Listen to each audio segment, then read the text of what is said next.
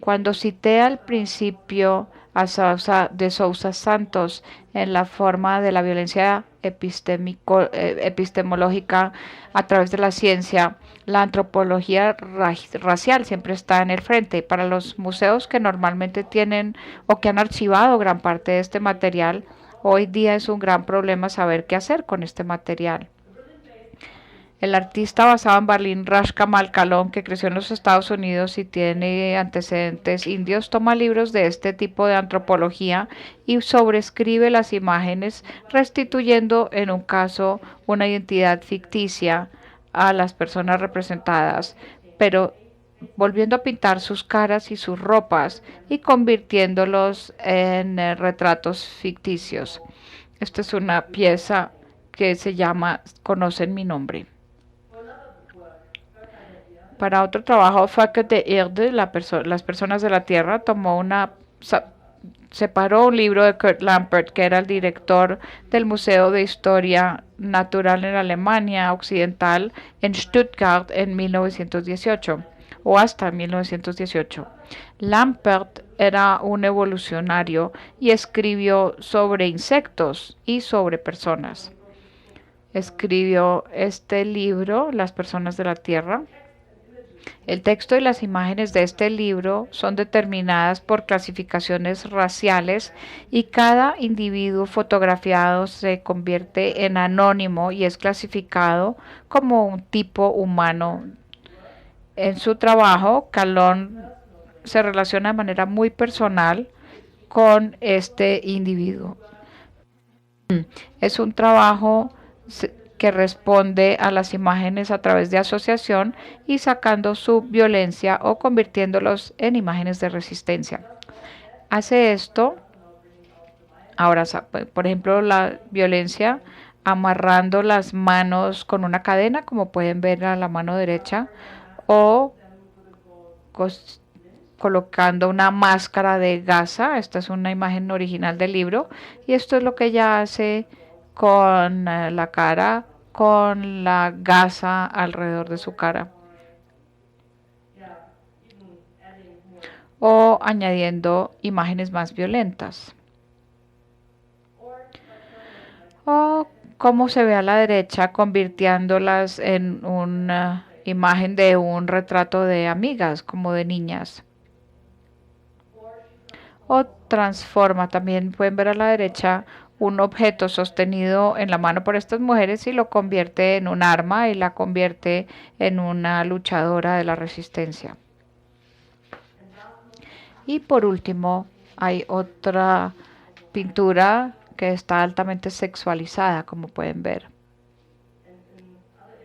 Y en otras imágenes, aquí tenemos nuevamente un autorretrato con gas alrededor de la cabeza, respondiendo a otro retrato de grupo. O pinta las banderas de los aliados en la guerra en Afganistán en las caras de las mujeres que tienen burkas. O les da trajes del uniforme de prisioneros en la bahía de Guantánamo, aludiendo a la política contemporánea. Y aquí tenemos una vista de todo este proyecto en el Museo de Viena, de un museo, el Museo del Mundo. Acaba de ser convertido, su nombre acaba de ser cambiado a Museo del Mundo. Entonces, Calón no permite estereotipos racistas de este tipo de libros, ni que determinen la imaginación contemporánea, cuya violencia epistémica sigue atormentando la presencia. El gesto de Calón es una intervención relativamente pequeña y una intervención subjetiva que se expresa en el género más íntimo del dibujo. Es una relación personal, una relación de respeto y de solidaridad con aquellos que son mostrados. Definitivamente solo puede operar a nivel simbólico porque las personas van a permanecer desconocidas. Pero este nivel simbólico no solo significa que es un juego de signos solamente, sino que incluye dimensiones afectivas. Y esto es importante porque voy a regresar a este punto al final de mi charla. Entonces trata de reparar simbólicamente la violencia epistémica que se ha hecho en estas personas y deshacer la negación de la persona. La siguiente artista de la cual quisiera hablar también, la siguiente obra de arte también es de un archivo, pero no un archivo histórico existente, sino uno que montó la artista por ella misma. Se llama Archivo Excéntrico y ha sido producido por la artista austríaca Inés Juyak entre 2010 y 2018. Para darles una primera impresión les voy a mostrar algunas imágenes y brevemente les voy a explicar lo que están viendo. Para ella el archivo excéntrico, ella produjo collages que fotografió y convirtió en afiches.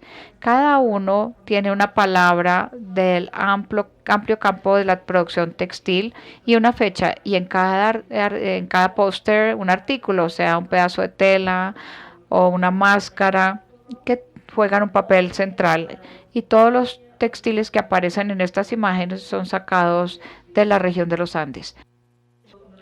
A la izquierda, este afiche tiene la palabra pieles y la fecha 1680 y es construido alrededor de una máscara de una momia que pueden ver en la parte baja derecha de la cultura Shanghai.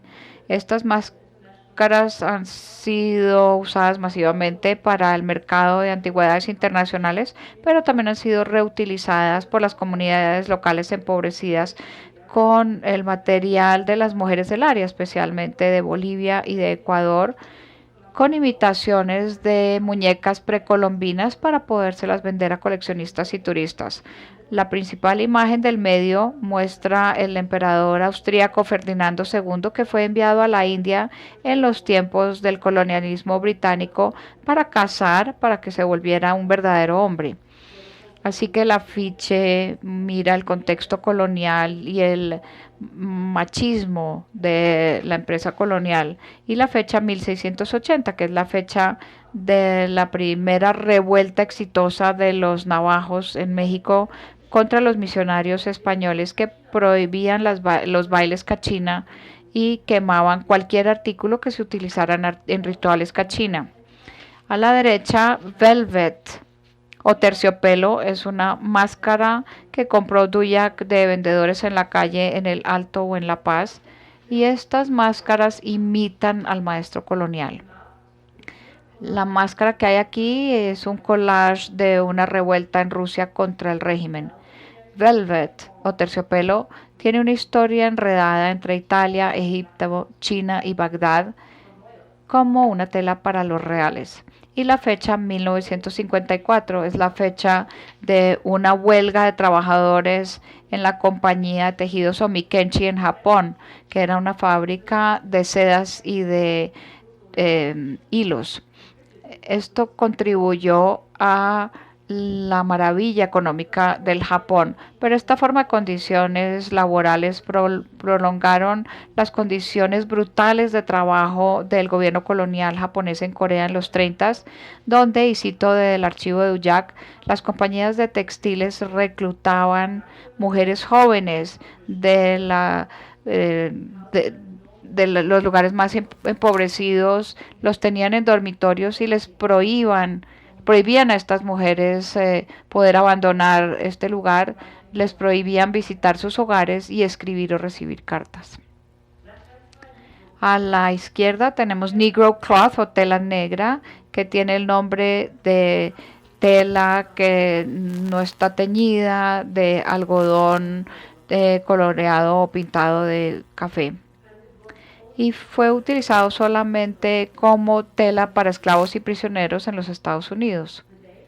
La fecha 1795 es la fecha de lo que se llamó la tela en el acta de negros de 1795, y una de las telas más baratas que podían utilizar los esclavos. La tela central del collage no es tela, sino es un poncho rojo, y la planta es una hoja del árbol chinchona en forma de un libro botánico del Jardín Botánico de Madrid. Paisley a la derecha no solamente tiene el nombre de un patrón, y tengo la imagen acá, es bastante colorido, sino que también no solamente es el nombre del patrón que de pronto ustedes conocen, sino un testimonio a la apropiación británica de un patrón de estilo indio mughal que se llama Bute.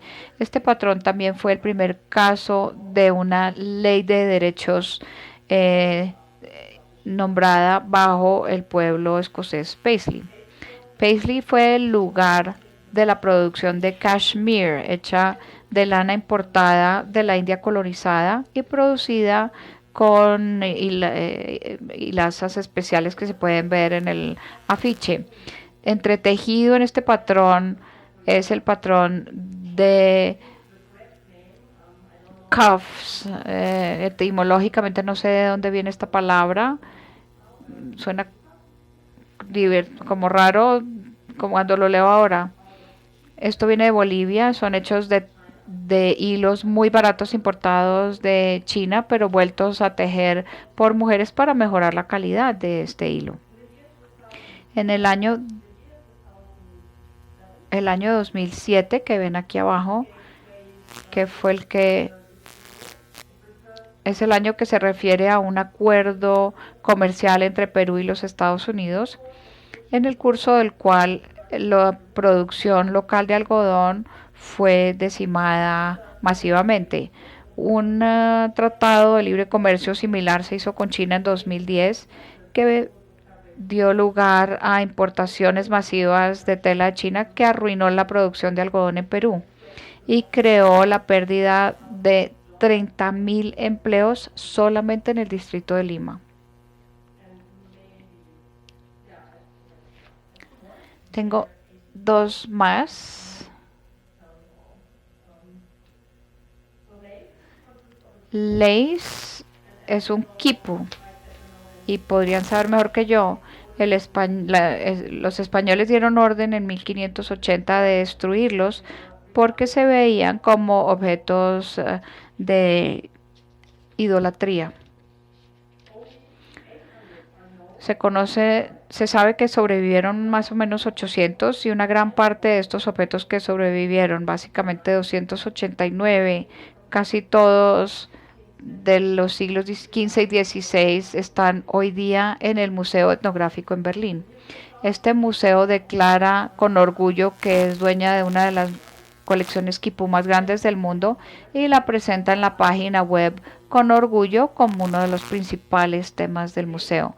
La fecha 1971 es la fecha de una huelga de trabajadores en una fábrica en Chile, en donde los trabajadores finalmente se tomaron la planta, pero la planta después fue quemada por fuerzas anti-Allende que estaban determinadas a sabotear este precedente peligroso de la autogestión de los trabajadores.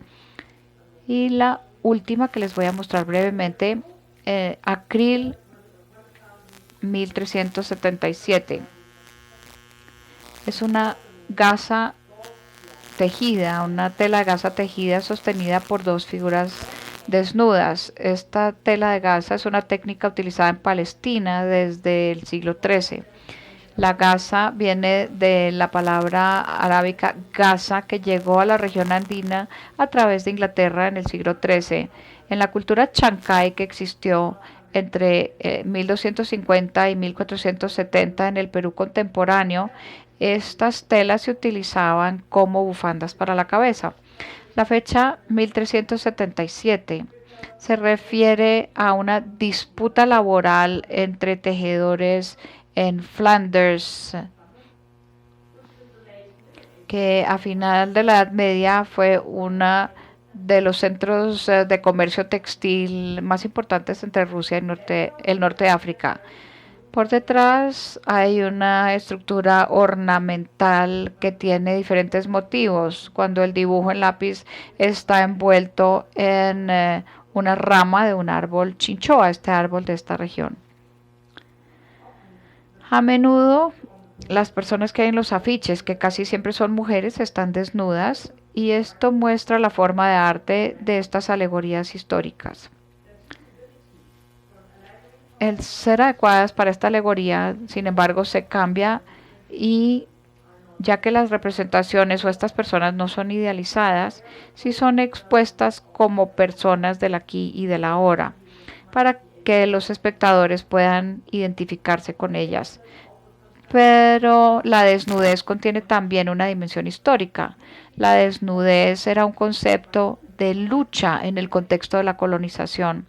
Los colonizadores españoles habían mostrado a la población indígena de manera desnuda como señal de su falta de civilización, mientras que los últimos a su vez describían a los invasores como desnudos, ya que su afiliación social no podía ser reconocida sobre la base de su ropa. Todo este arreglo de los afiches de Dujac hace que sean alegorías de tratados mundiales, colonización y historias que se entrecruzan. Y toda la información que les di es información abreviada que saqué del archivo de Inés Dujac, que también fue publicado o está publicado en internet y en un libro que recientemente salió al mercado. En total son 80 afiches y como pueden imaginarse, poder descifrarlos es complicado y se necesita el libro o internet para poder recopilar toda la información que hay por detrás de los elementos y de los afiches. Así que el punto de partida siempre es un pedazo de tela de esta región de acá, del norte y del sur, que colecciona Inés Dujac desde hace 40 años durante numerosos viajes a la región andina, casi siempre a Perú y a Bolivia. Su colección incluye telas antiguas y modernas y ropa antigua y moderna hechas a mano y producidas masivamente con el uso de fibras sintéticas y naturales, con una variedad de técnicas, tejido y bordado. Y como ya dice, este archivo sigue la trayectoria creada por la invasión colonial de las Américas para que los artículos en la colección están unidos a la historia globalizada y a las realidades del textil y de la producción de ropa y su consumo. Mientras que los textiles han sido intercambiados por siglos y milenios, uno podría decir que desde principios del siglo XVI hacia adelante, su producción y su intercambio crearon una división racial y de género del trabajo que es normalmente doméstica y de esclavitud. Hasta el día, como todos ustedes saben, la producción de textiles es un campo tóxico y de explotación, pero más que servir como documento para cierta cultura, como pareciera en los museos, Dujac cuenta historias muy distintas con estos afiches y estos archivos. Así que no solamente es la historia de los textiles, sino que contienen historias acerca de luchas laborales en el campo de la producción textil, contiene historia de esclavitud en relación con la producción de algodón, huelgas, historia de explotación en las industrias textiles contemporáneas y también hay una historia acerca de un sastre mulato de 20 años de edad que se llamaba Francisco Pro, quien a la edad de 20 tuvo la sentencia de caminar y de ir a la cárcel en 1803 por estar utilizando ropa de mujeres en las calles. La fecha de su juicio es la fecha de una fiesta gay en Perú. Entonces, contrario a una estructura emblemática de una foto que consiste o consta de un lema, un icono, una imagen y un epigrama explicativo que se relaciona con los demás. En el caso de Dujac, estos tres elementos de los afiches, el nombre de la tela, la imagen y la fecha, no tienen nada en común. Las fechas se relacionan con un evento en la historia de la producción textil. Las imágenes son parte del archivo visual de los textiles y la fecha se relaciona con las huelgas de los trabajadores. Así que estos tres elementos son arbitrarios y no cuentan una historia coherente. Y hay incluso un tercer elemento que no he mencionado hasta ahora. Los artículos se les dan a corresponsales que pueden ser artistas, escritores o teóricos, que tuvieron la oportunidad de relacionarse con los objetos y contar sus propias historias o simplemente para hacer algo con ellas. En el caso de Paisley, el corresponsal fue el artista y escritor, curador Louis Jacob, que nació en Lima y ahora vive en Toronto. Y está utilizando estas manillas yendo hacia un club y convierte este textil en un artículo o un accesorio para la cultura de los clubes nocturnos y se toman seriamente como objetos de uso, y Jacob se convirtió también en un medio de la historia hasta ahora porque sigue con la historia asociada con estas manillas hechas especialmente para ser utilizadas en un baile específico en Bolivia. Así que el archivo de Duyac es excéntrico de diferentes maneras. Es excéntrico para los museos, en donde algunos de estos textiles habrían estado fijados como herencia auténtica de una cultura específica. Es excéntrica porque existe en varias maneras. Existe como libro, instalaciones en museos y archivos de Internet. También es excéntrico en términos de que le falta coherencia, pero que solo consiste de enredos arbitrarios. Y por último, es excéntrico con respecto al artículo coleccionado como tal, porque nunca aparece como original en sus exhibiciones, sino solamente aparece vuelto a fotografiar y como parte de un collage. El archivo completo muestra la imposibilidad de una sola historia, que a menudo ha sido contada como la historia de la civilización, dividida en términos como tradicional, moderno o contemporáneo. Esta clasificación, que sigue un concepto lineal de progreso, ha sido criticada a través del siglo XX. Como el filósofo Bruno Latour declaró, creo que en un comentario bonito, y lo cito: nadie puede clasificar los actores que pertenecen al mismo tiempo en un solo grupo único coherente. Nadie sabe ya si el oso logró volver a los Pirineos o si la finca colectiva de los Kolkhozrusios o la lata spray o la revolución verde son anticuadas, son actuales, son futuristas, no tienen tiempo, son inexistentes o son permanentes. Y hablando acerca del problema de los marcos y las clasificaciones, la cuestión del tiempo y de la historia definitivamente son parte de esto. La descripción de Latour encaja muy bien con el archivo excéntrico porque no ensambla objetos bajo el paraguas de la temporalidad sin tiempo del museo. Así que el tiempo no es un marco general en este caso, sino otra cita de Latour. Es un resultado provisional de la conexión de los diferentes bienes. Así que su archivo va también contra el grano del marco trascendental de los museos y la noción de tiempo de la etnografía y la arqueología que, como los críticos prominentes han criticado, que redujo regiones completas con todas sus historias variadas, territorios de las personas y economías, y las convirtieron en una homología de grandeza pasada, como lo describió el arqueólogo Sean Molly.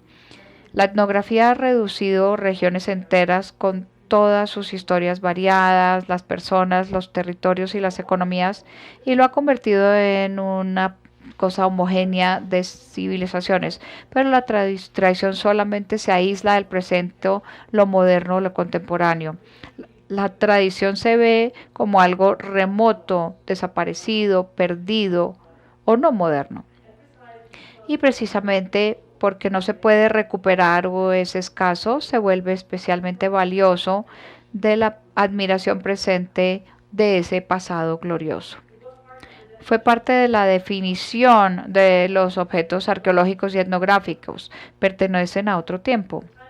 Esta temporalidad sin tiempo del museo aísla los objetos de su producción social para parafrasear o para usar la frase de James Clifford del principio de mi charla. Esto es cierto, pero también hay una propuesta. Latour se pregunta entonces, ¿qué pasa si fuéramos a cambiar el principio de la clasificación? ¿Obtendríamos una temporalidad diferente para esos mismos eventos? Y creo que esta es una pregunta muy interesante. No es que cambiemos el tiempo, la relación con el tiempo, sino que cambiamos la clasificación y obtenemos una temporalidad diferente para ese mismo evento. Y esto es cierto del archivo de Dujak. Y porque formas diferentes de contar historias que están transversalmente unas al lado de las otras. Están sacadas de su marco del pasado y son colocadas en una historia de transformación con un fin abierto. Así que el deshacer en su caso no solamente se relaciona con la disolución de un significado original, sino de historias enredadas de producción, explotación, resistencia y consumo.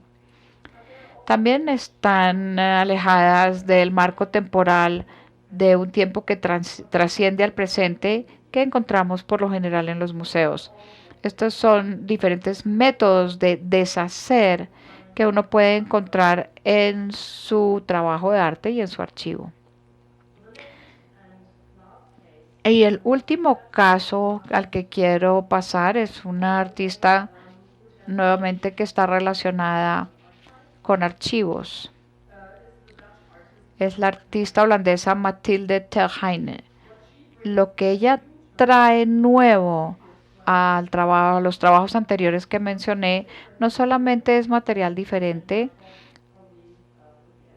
porque si no mi charla sería interminable, porque hay muchos artistas que trabajan alrededor de este tipo de preguntas, sino que también contribuye a pensar en la relación entre las prácticas estéticas, estético en un sentido muy amplio, en términos de ístesis, de prácticas centrales, dentro y fuera de los museos. Y ella piensa acerca de cómo por dentro y por fuera de un museo esto crea diferentes experiencias o cómo puede traducirse esto el uno en el otro. Les voy a mostrar brevemente. No voy a hablar de un proyecto corto antes de mirar una producción arqueológica. Este es en 2017 comenzó el proyecto Women to Go. Ha sido mostrado en varios lugares, entre otros en el Museo Antioquia en Medellín. Este trabajo es una colección de tarjetas postales basadas en una colección de fotografías de mujeres con identidad desconocida. En la parte de atrás de cada tarjeta postal hay cortas biografías de mujeres de los siglos XIX y XX. Estas imágenes también son de diferentes fuentes. Pasan de archivos de museo, plataformas de internet y tiendas de antigüedades. Temáticamente trabaja en series y cada serie tiene un enfoque ligeramente diferente en los derechos de las mujeres, personas transgénero en el siglo XIX, relaciones interraciales y resistencia o personas que luchan por la libertad. La información que se encuentra en la parte de atrás de estas postales se basa en investigación local con la ayuda de instituciones con las cuales ella trabaja. Les voy a mostrar solamente un ejemplo en donde ella trae una imagen de una mujer desconocida con la biografía de Pola Salabarrieta. Y como el texto no es muy largo, se los voy a leer. ¿Han escuchado alguno de ustedes de Pola Salabarrieta? Muy conocida, muy conocida. Entonces no lo voy a leer porque ya la conocen. Esta era una mujer luchadora de Bogotá. Mi charla se va a cortar un poquito entonces. No lo voy a leer.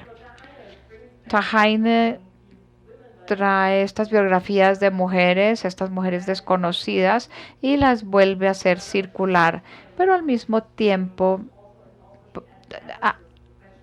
mira la pregunta de la anonimidad y la persona que tiene un nombre y un lugar en la historia en los museos.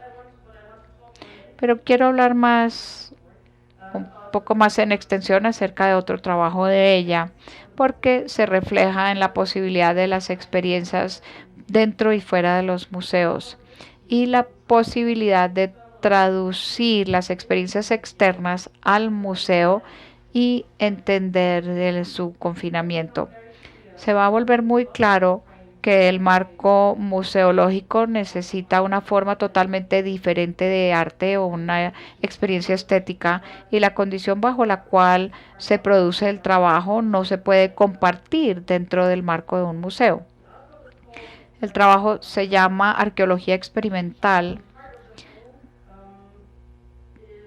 Parte de esto es esta instalación que consta de varias esculturas que se basan en figuras arcaicas. Así que pueden ver una forma orgánica gigantesca que tiene más o menos 3 metros de largo. El objeto está completamente exagerado en relación con su modelo. Oscila entre un animal prehistórico rescatado y características bisexuales humanas. Aquí tenemos otra imagen. La escultura literalmente exagerada en el sentido de una manifestación obvia de la sexualidad se basa en una figura de fecundidad primaria que mide solamente 9 centímetros. Si comparamos 9 centímetros con 3 metros, fue hecha en la República Checa y las fechas son de entre el 29.000 y el 29.000 antes de Cristo. Terhaine, los objetos de Terhaine reconstruidos de arcilla se presentan en el espacio de exhibición en placas metálicas, en cajas o en cajas para transportar como un aparato completo en el espacio de exhibición, que oscila también entre almacenamiento, transporte, una clínica veterinaria o un montaje de museo. El trabajo puede ser analizado casi formalmente en su juego con los contrastes, especialmente calidades como iluminado, cálido, formas orgánicas, aparato técnico frío, superficie sucia, metal brillante, etc. Iluminado con una luz roja, por lo tanto calentado. Esta forma de presentación despierta mi deseo, por lo menos, de tocar este cuerpo arcaico y cálido. Contra la convención de la presentación del objeto de museo, el deseo de poder tocar este objeto con connotación sexual y simultáneamente mostrado como técnica, una técnica de reanimación y resucitación. Hasta ahora, las lámparas infrarrojas se utilizan por lo general para sanar. El calor de las lámparas se utiliza para aumentar la vasodilatación y por lo tanto contribuyen a una circulación sanguínea local mejorada.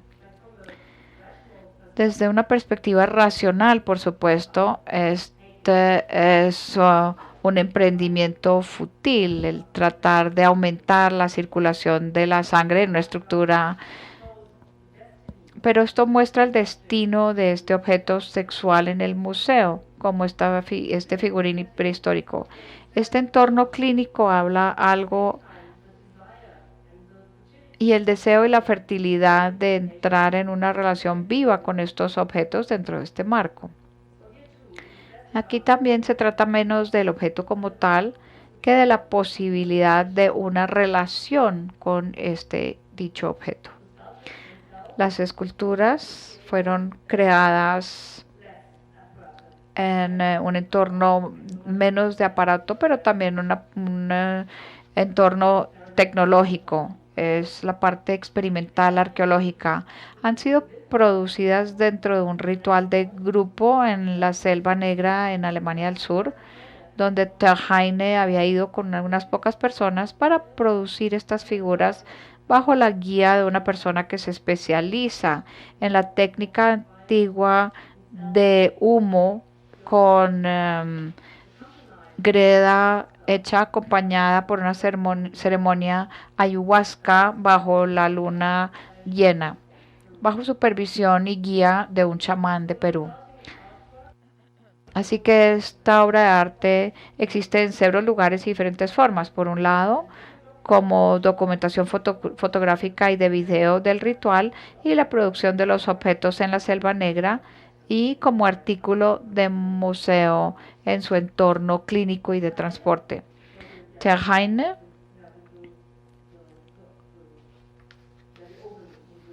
aquí pueden ver el horno en el que fueron hechas estas esculturas. Aquí ven la producción.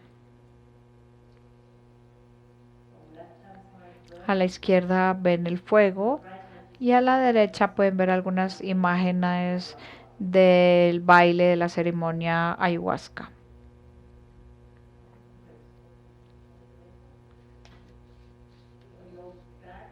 Y regreso. Como pueden ver de las fotografías donde utiliza negro y blanco, fotografías a color, cámaras infrarrojas, Terheine ha utilizado un gran rango de técnicas para poder documentar el trabajo. Consta de cámaras obsoletas de video con lentes prisma, cámaras infrarrojo, cámaras GoPro, cámaras de domo, que son cámaras de vigilancia de control remoto, y una cámara Kinect desarrollada para la consola Xbox. Esta cámara, por ejemplo, puede leer volúmenes y movimientos. Volúmenes y movimientos para hacer posible tener juegos interactivos. Terheine hackeó y transformó los datos obtenidos con esta cámara. Todos los puntos infrarrojos son transformados en puntos blancos en diferentes niveles de profundidad y estos niveles fueron transformados en niveles rojos. A la izquierda pueden ver estas imágenes pixeladas que son como una traducción de esta cámara, los puntos que son una traducción de las imágenes visuales por esta consola de Xbox. Así que todos los puntos infrarrojos se convierten en puntos blancos y esto les debería dar la impresión de que ustedes como espectadores pueden mirar a través de las cosas moviéndose hacia adelante y hacia atrás en diferentes niveles del salón. Ven que se reduce a unos pocos píxeles blancos, cuya fisicalidad parece desmaterializada, incluso para la persona que está siendo mostrada. La documentación de los fenómenos supernaturales ya era preocupación de la fotografía del 1900. Entonces ella mejora esto con una bolsa de trucos de nueva tecnología, pero no hay fantasmas originales o no es tan ingenuina como para pensar que se puede fotografiar a los espíritus, pero tiene un entorno tecnológico que conduce a crear la apariencia de esta experiencia espiritual. En contraste, alrededor de 1900 no piensa definitivamente que ella pueda verdaderamente fotografiar ningún fenómeno supernatural. Pero nuevamente todo este entorno tecnológico no abre una jerarquía de medios. La técnica del fuego, la técnica del chamán o la modernidad de la cámara digital, todas son tratadas como iguales. Todo se presenta como el resultado de diferentes técnicas culturales. No hay experiencia original que sea reconstruida, pero cualquier parte es una técnica contemporánea que se interrelaciona a diferentes niveles de tiempo y experiencia. Esto se ve en el museo. A la derecha, este es material de video que es proyectado a un domo geodésico. A medida que se entra al domo, uno se recuesta y escucha música de la ceremonia ayahuasca mientras uno observa estas imágenes altamente tecnológicas. Al traducir el evento en el museo, trata de crear una experiencia completamente diferente que está que es diferente a cualquier experiencia hecha por los individuos durante la ceremonia de ayahuasca. Así que uno no puede montar una ceremonia de ayahuasca en el museo y es la razón por la cual hay que traducirla. Y cuando de alguna manera mete las condiciones tecnológicas y espirituales en una relación dialéctica. Aquí también no se trata de un objeto real, sino que como espectador nos encontramos con esto a través de un aparato tecnológico completo que consta de diferentes formas de mediación. Cuando hablé al principio de mi charla que los artistas contemporáneos tratan de establecer una relación diferente con los objetos etnográficos y arqueológicos, lo hacen no por restaurar un significado original y haciendo que sea accesible al conocimiento, sino permitiendo una experiencia diferente a la que los museos normalmente pueden dar. En el caso de Terheine, también hay un intento de entrar en contacto espiritual y el espectador por lo menos puede adivinar el poder y la fortaleza de estos objetos, pero Terheine no lo hace de manera ingenua, sino bajo condiciones contemporáneas uniendo técnicas y tecnologías. Y antes de llegar a mi conclusión necesito un poquito de agua. Entonces, un topos gigantesco de los museos que sigue regresando y uno encuentra este reproche ya en 1920 y hasta hoy. Acabo de leer los libros de Michael Taussig y agradezco a Alejandro por haberme indicado que debía leer este libro de 2007 que habla del Museo del Oro en Bogotá. Y estos museos hablan de que los objetos están muertos. Todas las formas de arte que les mostré, uno podría encontrar una forma de revitalización, sea en el despertar por la cámara, la creación de un deseo de lo arcaico por medios altamente técnicos, trayendo los objetos a la circulación o relacionándose con ellos de manera muy personal. Así que con varios métodos, los artistas mencionados desobjetivizan un objeto y encuentran posibilidades de una experiencia incorporada en relación con el conocimiento que se le atribuye a los objetos. Así que el arte definitivamente no puede cambiar el estatus de la propiedad, pero lo que sí puede hacer es movilizar autoentendimientos, narrativas y formas de imaginación que están en juego incluso en los procesos políticos más sencillos. Pueden tomar clasificaciones, formas de percepción, no solamente criticando, sino también enriqueciendo las formas de cómo relacionarse con las personas.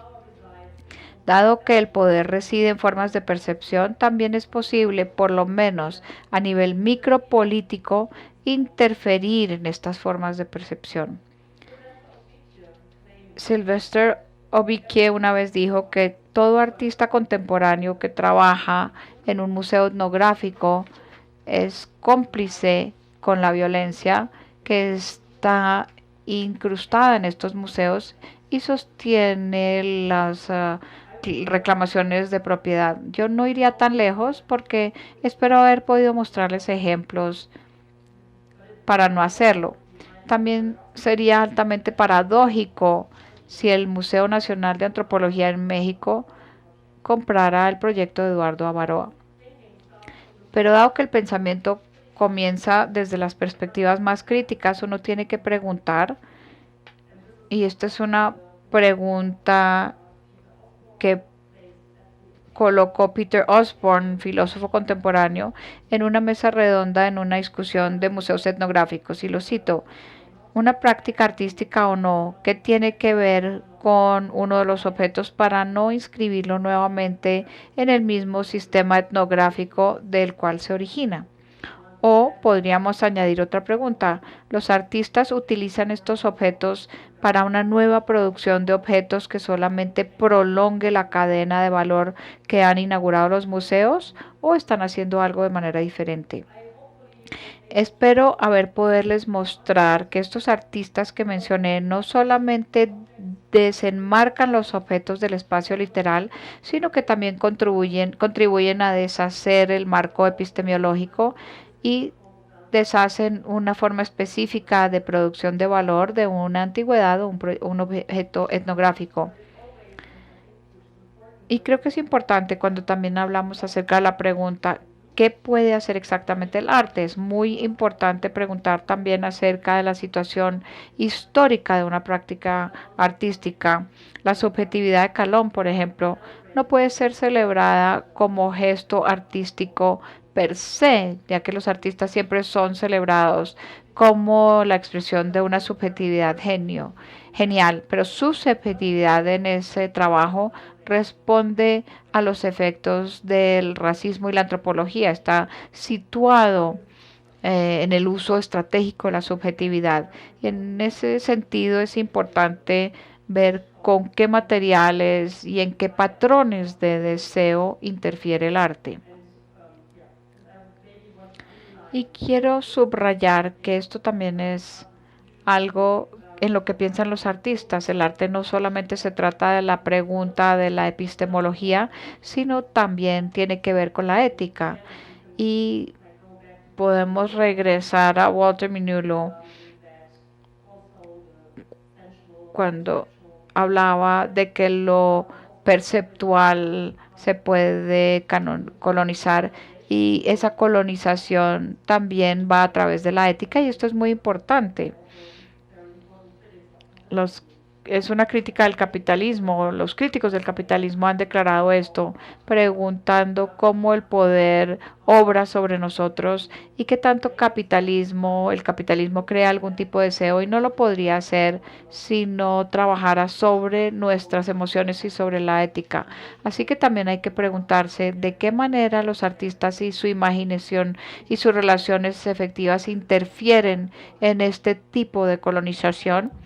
Y espero que los artistas que les muestro creen algo diferente, más enriquecedor. Y creo que voy a parar ahí por ahora. Muchas gracias por su atención, por su paciencia.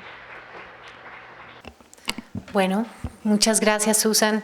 Creo que tendríamos mucho para comentar, así que no sé si algunas personas del público quisieran formular alguna pregunta, alguna inquietud, algún comentario.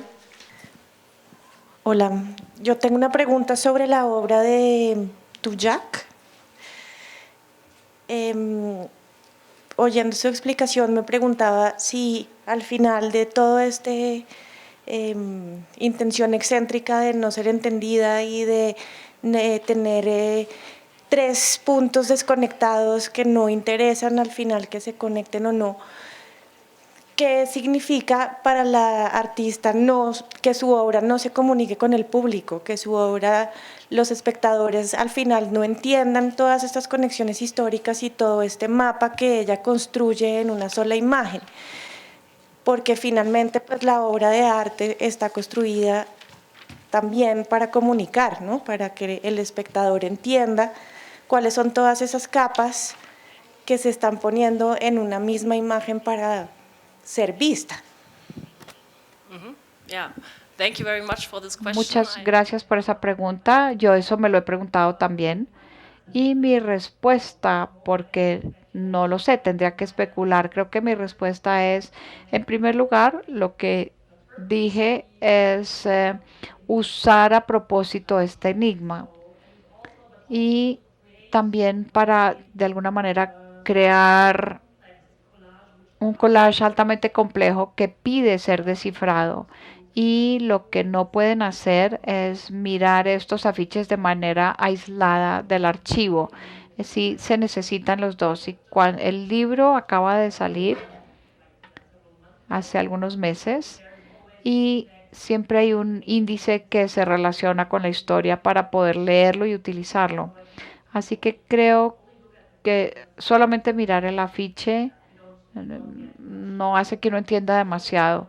Pero lo que yo les diría, lo que hacen los afiches también es que de alguna manera quieren ser eh, como algo que le pide al espectador querer saber más. Y creo que también mira la forma histórica de una alegoría, que también siempre es una imagen muy compleja. Y por último, creo que también es atractivo estéticamente porque es muy colorido, así que pueden ver como el disfrute de la producción. Los afiches no hablan a nivel epistemológico e intelectual, sino que quieren crear una atracción y después uno profundiza, mira el archivo, mira las historias y lee todas estas diferentes historias.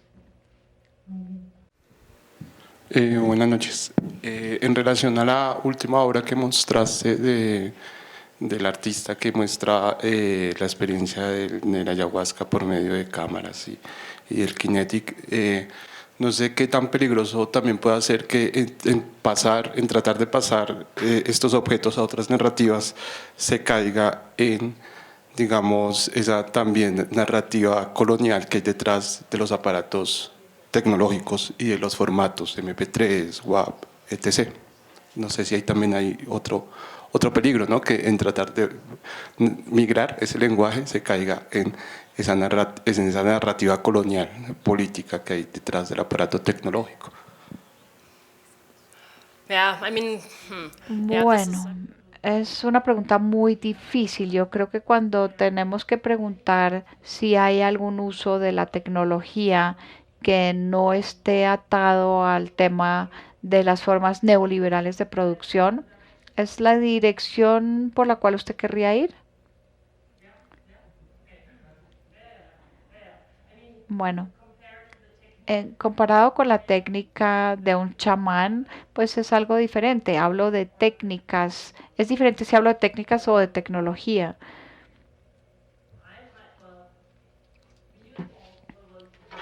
Todos sabemos que estamos muy enredados. A lo mejor todos ustedes tienen un teléfono inteligente, entonces estamos todos amarrados a esta cosa neoliberal y cuando uno sabe lo que se necesita para producir estos dispositivos, se requiere explotación, minería, estructuras económicas, entonces sí, ahí no se puede uno escapar, diría yo, de este legado. Pero después tenemos que preguntarnos si esto se relaciona con cualquier arte que trabaje con tecnología contemporánea o si se utiliza para llevarlo a un fin distinto.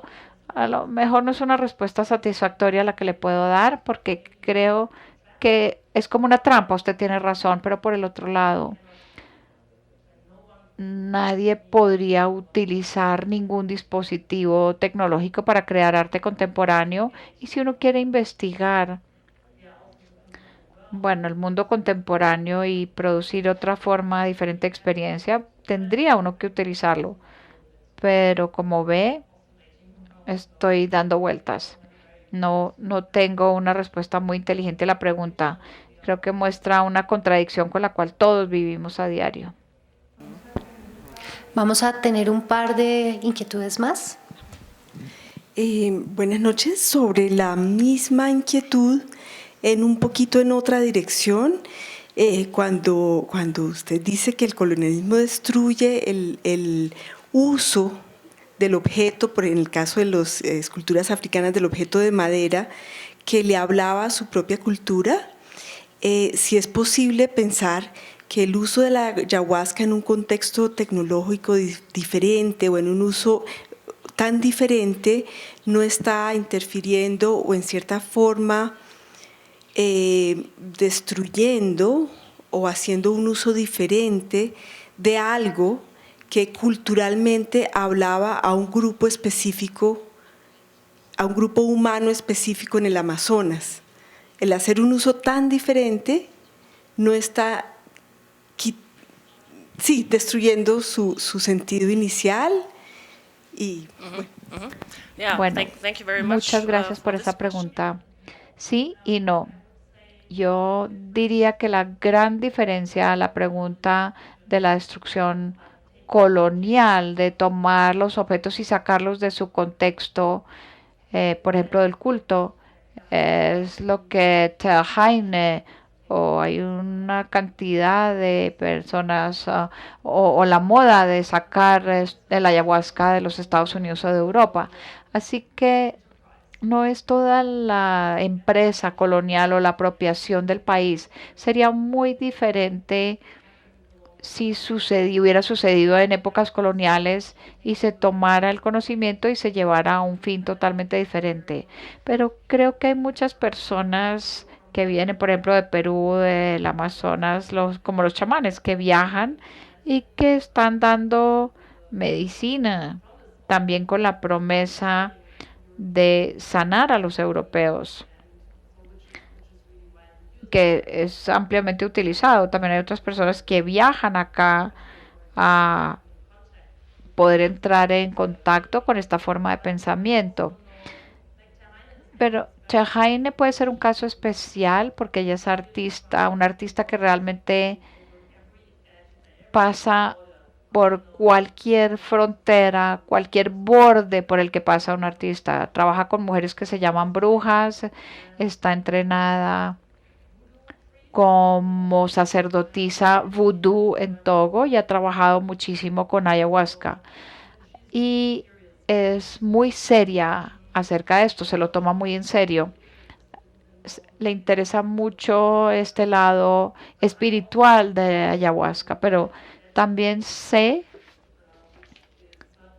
que es algo que también es un límite. Muchas personas del Amazonas tienen el contexto original y que dicen que tomar el ayahuasca es algo muy difícil para los occidentales con sus mentes súper racionalizadas y con la forma tan lógica de pensar y con muy pocas posibilidades espirituales porque han sido quitadas de todo lo que podría ser una experiencia espiritual. Así, pero yo diría que hay una diferencia y también lo que uno tiene, a lo que hay que prestarle atención.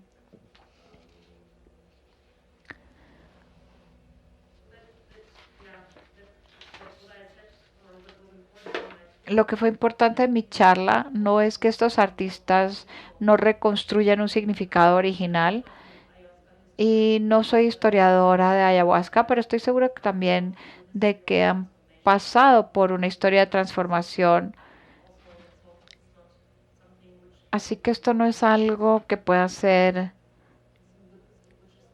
mantenido, cosa que es el caso con muchas otras prácticas. Y creo que el viaje de las prácticas bajo ciertas condiciones, si no son de explotación, creo que también hay que abrazarlas, porque de lo contrario generaríamos barreras y separaríamos en lugar de tratar de por lo menos aprender unos de los otros. Y creo que uno puede aprender muchísimo de las personas de los Amazonas que utilizan el ayahuasca.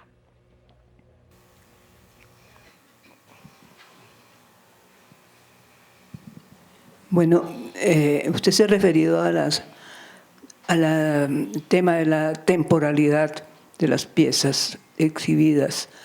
Yo sé que la palabra cronología es una mala palabra hoy en día en los museos, pero yo quisiera saber cómo hacen los museos etnográficos o el Museo del Mundo para clasificar las piezas que ahora están llegando a los museos.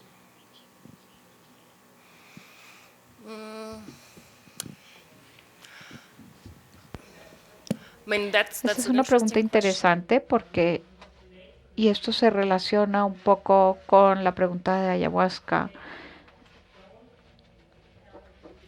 no cuentan realmente una historia de los objetos. En África también estos objetos han tenido una historia, pero son coleccionados en un momento dado y se toman solo como ejemplo de ciertas personas en un momento específico. Y esa es una de las críticas más grandes a los museos etnográficos. Eso no ha cambiado en los museos del mundo.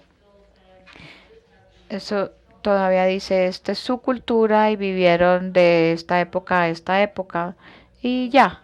Así que toda la transformación que ha atravesado una cultura, esa es la cronología y no estoy en contra de las cronologías porque creo que es muy importante utilizar las cronologías para ver la transformación de los objetos.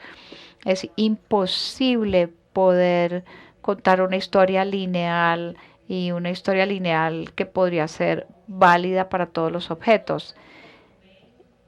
Y así que el sistema de clasificación principal en los museos es geográfico y está confinado solamente a ciertas áreas. Entonces hay muy poco tiempo en estos museos, sino que hay más geografía y más mapeo de culturas en lugar. Y esa es la razón por la cual las piezas de Duyac también son importantes porque muestra lo complejo que es el viaje de estos objetos, cómo han sido apropiados, cómo han viajado a través de continentes durante siglos. Y estas historias de transformación de una sola pieza de tela, por ejemplo, es algo que no se cuenta en los museos. Y especialmente no se cuenta la historia de la apropiación. Estos son cambios. Hay algunos museos que quieren contar su pasado colonial en Alemania y en los museos etnográficos, pero esto está lentamente cambiando. ¿Esa fue una buena respuesta?